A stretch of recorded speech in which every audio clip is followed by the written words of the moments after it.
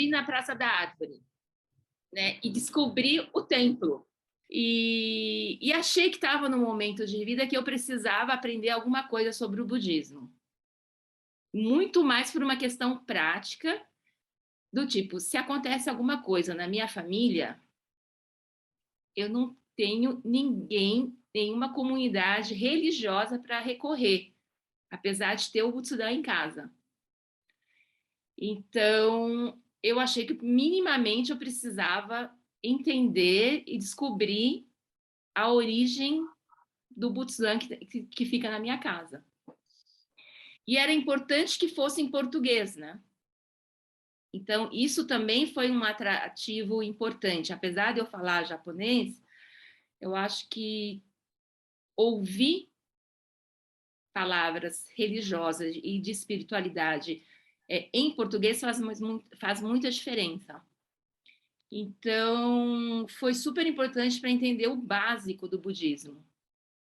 Eu não tinha clareza o que eu queria, o que eu esperava, mas eu sabia que minimamente eu precisava entender sobre o budismo. E foi quando eu também percebi que o grande diferencial do budismo estava na sanga. Eu comecei a entender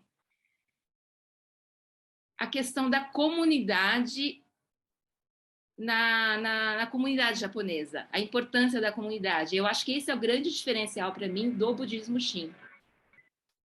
Bom, eu nesse mesmo período, em 2002, 2003, eu estava recomeçando uma busca religiosa, depois de muitos anos sem estar fixado numa religião. Eu digo depois de muitos anos porque eu cresci dentro de uma religião japonesa desde a minha infância, né? Lá por meus 10, 11 anos, meus pais começaram a frequentar a igreja messiânica. Então, e eu fiquei ali durante uns bons 15 anos. Eu não cresci em religião cristã. Eu nem fiz catecismo, não ia para missa. Meus pais nunca enveredaram pela questão religiosa. Ao contrário, eles sempre trabalhavam muito e eles não entendiam que isso era uma das necessidades humanas, participar de uma comunidade religiosa. Então eu já caí de paraquedas um pouquinho dentro da comunidade japonesa através da igreja messiânica. Depois, por questões doutrinais, eu deixei a messiânica porque algumas coisas não dialogavam mais em termos de sentido para mim. Então, eu falei, bom, eu acho que eu preciso procurar um outro caminho que me traga mais sentido.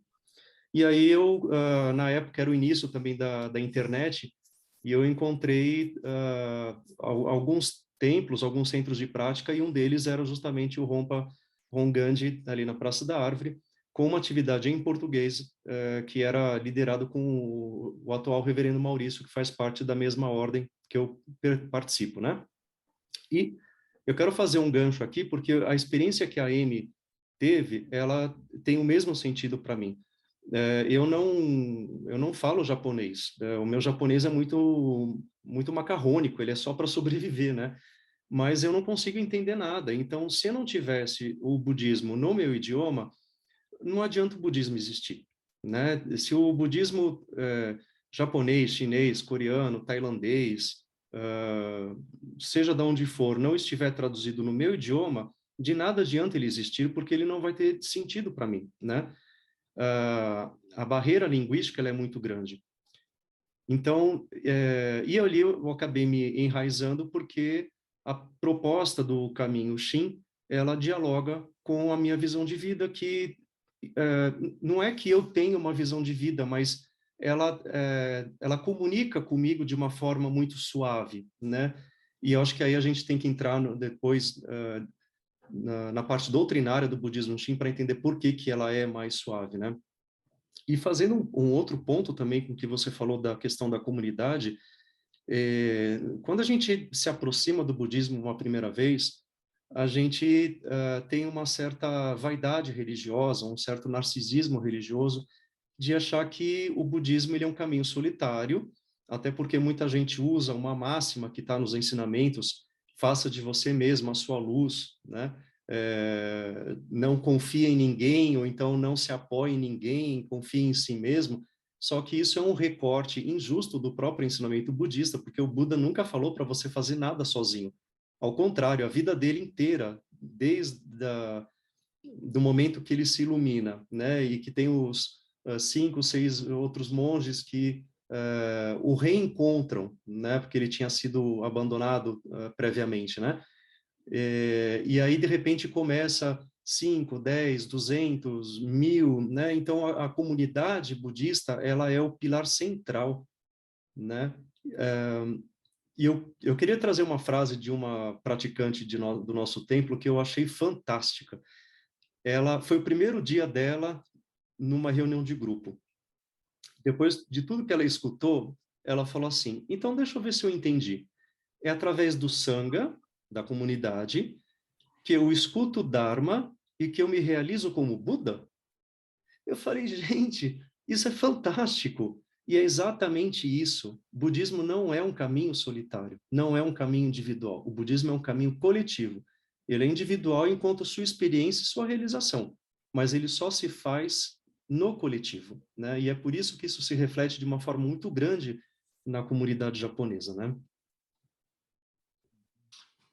Por ser monge japonês, muitos acham que eu cresci no berço budista, né? Mas não.